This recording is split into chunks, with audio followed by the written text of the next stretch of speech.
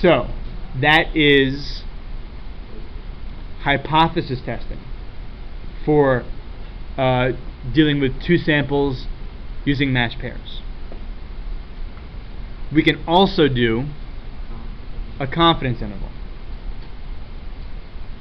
So let's find the 95% confidence interval for the difference between male and female salaries.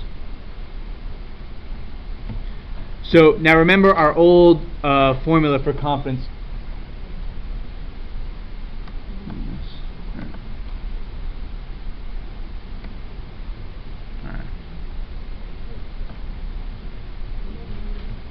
Remember our old formula for confidence intervals. It looks like x bar plus minus z times sigma x bar. Well, what is our new formula for confidence intervals going to be? D bar plus or minus t times s for d bar. And that's exactly it.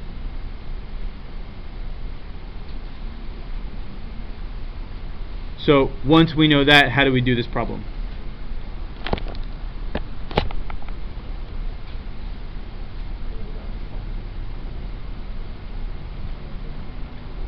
So first of all, what's d bar? 2600. Plus or minus? No. That was the t-score based on yeah, that was the t-score from our data, from our calculations. That's not where the confidence interval t-score comes from.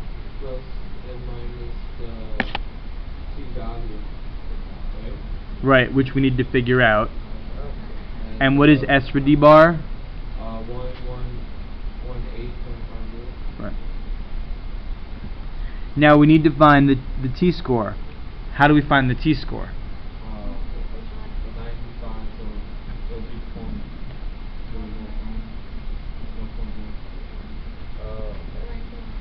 Draw the picture.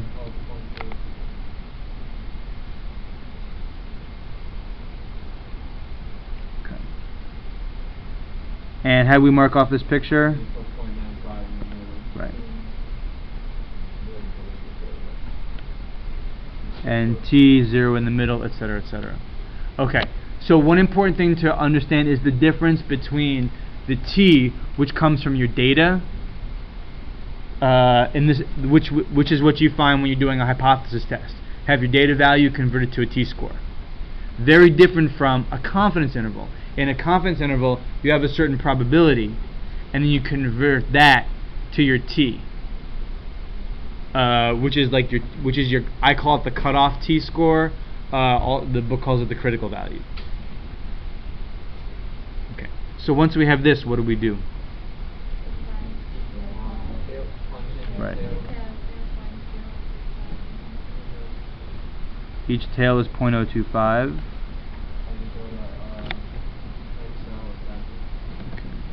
And then in StatDisk, T distribution, and what do we put in here? 9 degrees of freedom, and what's the area to the right? 0.025. And that gives you a t-score of 2.2616. I'll round it.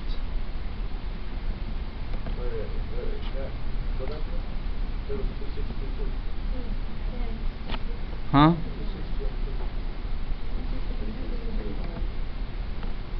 Oh, quite right. 2622.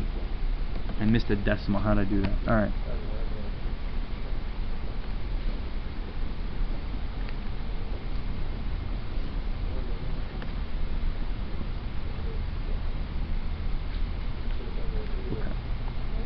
And so there's the t-score that we need, 2.2622. And then now it's just arithmetic.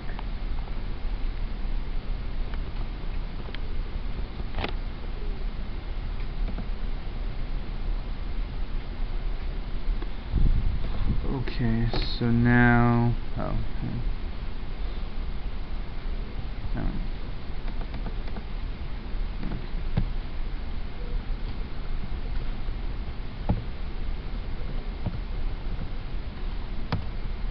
That's 2530.27.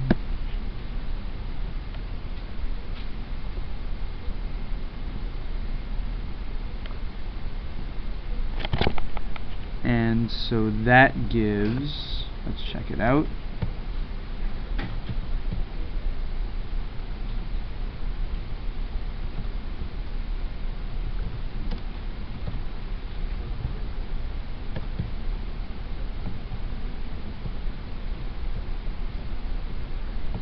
Okay.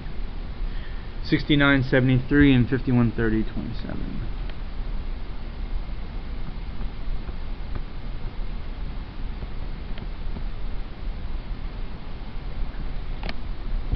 So there you go.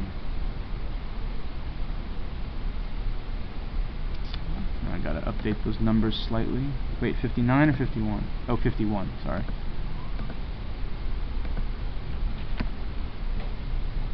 Okay.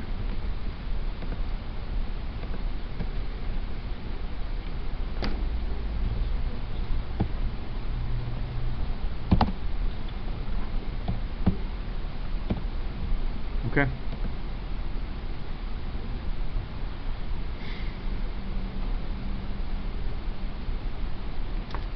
So that's how that goes. Okay. So now, so any questions on that problem?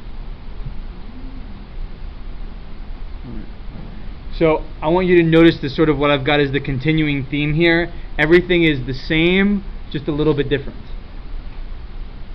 So notice how easy it is to adapt the formulas that we've known for some time. X bar just becomes D bar, because we're dealing not with data values per se, but we're dealing with differences. Okay.